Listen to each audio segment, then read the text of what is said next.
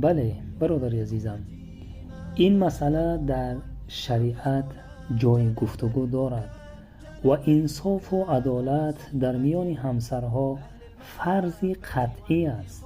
خداوند در قرآن می فرماید فَإِنْ خِفْتُمْ أَلَّا تَعْدِلُوا فَوَاحِدَةً، اگر می ترسید که در میان زنان عدالت نمی کنید پس تنها به یک تا اکتفا کنید.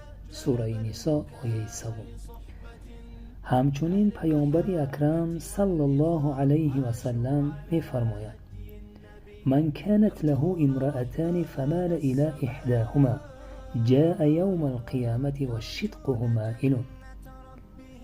هر کی دو همسر داشته باشد و به یکی بیشتر میل کند از روی عدالت بیرون شود، در روز قیامت با نیمی بدنش که کنده شده است به میدان محشر می آید. روایت ابو داود. علمای فقه می گویند اگر مرد در بین همسرانش شبگذری، نفقه، مهربانی یا وقت گذرانی می کند باید برابر باشد. اگر دائما با زن اول باشد و دوم را فراموش کند این گناه ظلم است برادر عزیزم، نه گناه عادی. ابن قیم رحمت الله علیه می فرماید ظلم در بین همسرها سبب نارضایت الله و بدبختی خانواده می شود.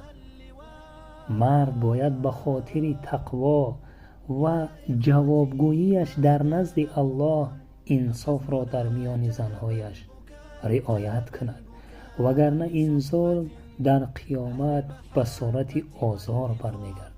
برادر عزیز، به خاطر هوا و هوس نفست از حساب و کتاب روز قیامت در نزد الله غافل مباش. هوشیار شو در کدام راهی.